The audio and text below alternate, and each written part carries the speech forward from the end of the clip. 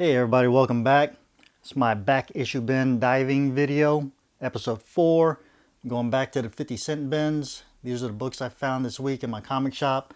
They just got a new or resupplied their bins. So spent about 2 hours digging through the bins this week. And I'll go ahead and show you what I got. I'll start off with Marvel. First book I got is X-Men number 2. I barely see these books in the back issue or the 50-cent bin, so saw this one, I had to pick it up.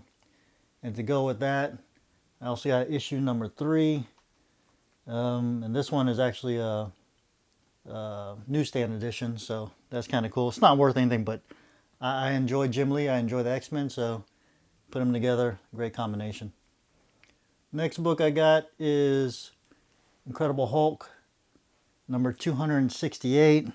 This book came out like in 1981. Nothing important about this issue either, but it's a cool book to find in the 50-cent bins. And to go along with that, found this giant size Hulk number 1, and this one came out in 1975. It looked cool. It's beat up, but for 50 cents, I thought it was worth it. Also, I got a giant size Avengers annual number 9. Story on this one. It's got a pretty cool story. I guess Tony Stark, during World War II, he built some kind of secret weapon underneath Stark Mansion, which became Avengers Tower or Avengers Mansion. And whatever the secret weapon is, it came alive and started attacking the Avengers. So it's a pretty cool story on it, and pretty cool looking book too. So got that one for 50 cents. And I also picked up this Fantastic Four number 153, which is pretty cool also.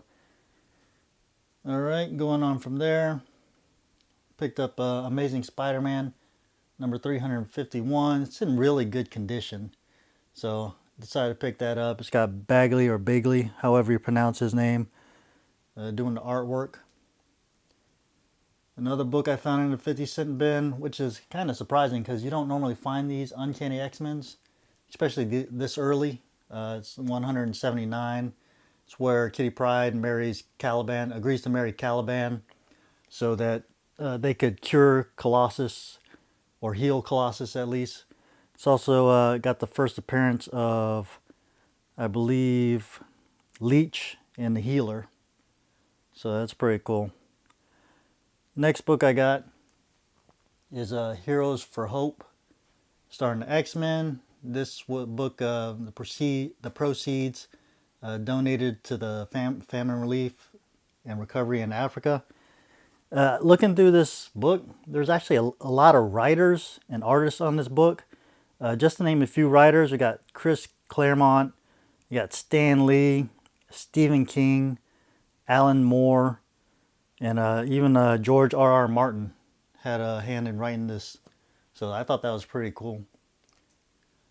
Next book I got, also from Marvel, I got Uncanny Avengers number 14.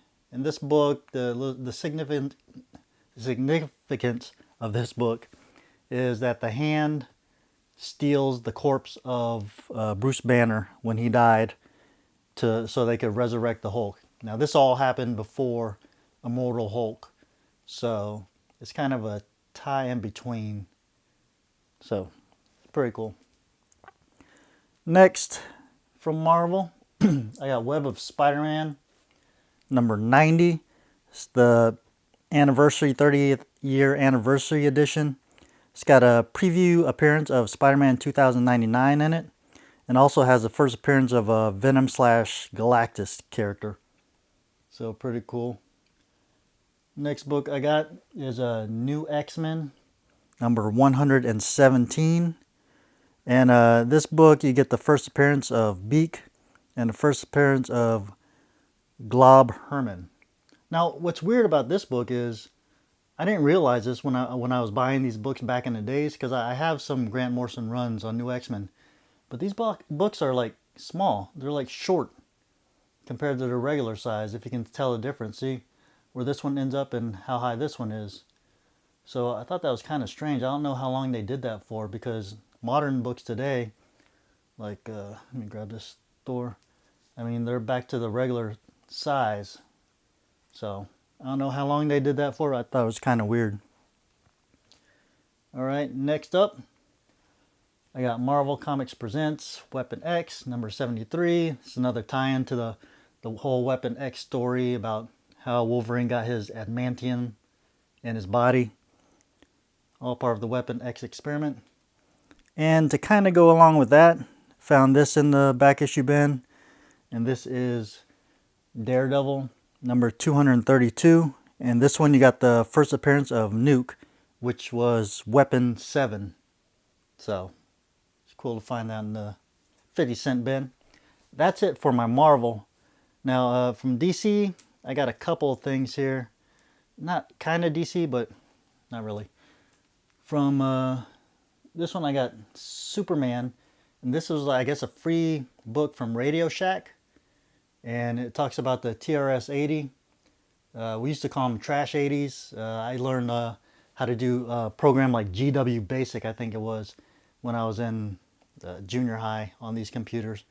They were a piece of junk, but hey, that's what we had back in the days. So I thought it was kind of cool finding this in the back issue bin, 50 cents.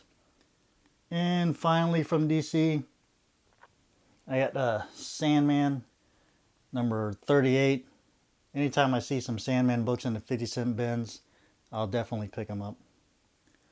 Alright, that's it for DC. Now to go on to some indie books. I got Huck number 3. I guess there's some heat going on with this book because Mark Millar's been pushing that there's a show or movie coming out soon to Netflix about this series. Next book I got is Bloodshot number 7. In this one you got the first full appearance of Ninjak or Ninja K. I don't know, I'm not sure how it's pronounced, but so that's pretty cool having that first appearance for 50 cents. And then let's see. Yep, final book. Last book I got is from Atlas Comics, and that is Iron Jaw number 1. You got the first appearance of Iron Jaw, a barbarian whose name fits his description. He's modeled after Conan the Barbarian.